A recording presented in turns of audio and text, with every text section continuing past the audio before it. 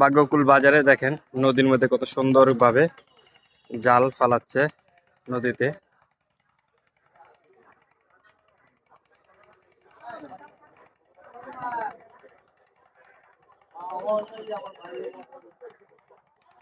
দেখেন এইখানে কিন্তু আরেকটা নৌকা, আবার এদিকে আরেকটা নৌকা মাছ ধরতেছে।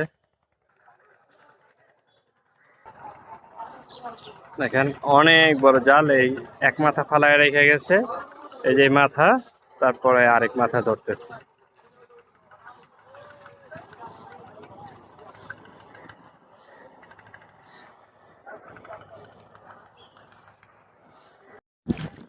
এখন আছি মুন্সিগঞ্জের শ্রীনগর উপজেলার ভাগ্যকুল ইউনিয়নের ভাগ্যকুল বাজারে। তো ভাগ্যকুল বাজারের পাশেই কিন্তু এই দেখতে পাচ্ছেন যে পদ্মা নদী, পদ্মা নদীর শাখা। এখানে কিন্তু জেলেরা মাছ ধরতেছে, আমরা সেখানে যাচ্ছি, জেলেদের সাথে একটু মাছ ধরবো, আনন্দ করবো। এখানে এই দেখেন পাশে ভাগ্যকুল বাজারের পাশে যে নদীতে মাছগুলো ধরতেছে, এখান থেকে উঠেই আবার বাজারে মাছ বিক্রি করবে। মাছ কেন বিখ্যাত বা কেন খাবেন বিক্রি করা হয় পদ্মা নদী।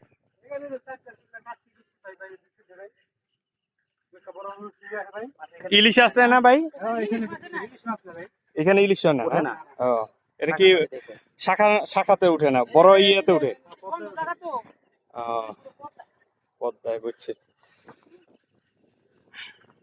দেখেন কত সুন্দর মাছ ধরতেছে পাচ্ছেন, এইখানে পদ্মা নদীর শাখা থেকে মাছ ধরতেছে জেলেরা।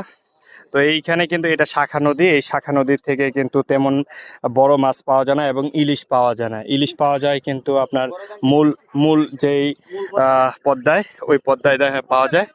তবে দেখেন এই জালটা কিন্তু অনেক বড়, এদিক দিয়ে কিন্তু আস্তে আস্তে কিন্তু এই যে এক সাইড থেকে টানতেছে, নৌকায় উঠাচ্ছে, এবং এই যে দেখেন আরেকজন কিন্তু সুন্দর করে পানিতে নেমে এবং জালটারে সুন্দর করে সিস্টেম করে দিচ্ছে যাতে টানলে যাতে দুইটাই আসে। এবং তারা কিন্তু এখন এই যে চাপিলা মাছ বা ছোট ছোট যে মাছগুলো আছে এগুলো, কাজকি, এগুলো পাচ্ছে।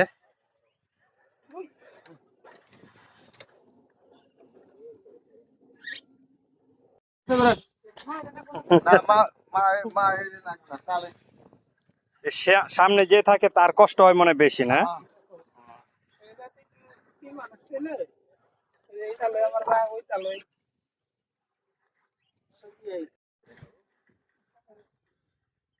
আমার লিস্ট খুলে গেছে, বড় মাছ দিও।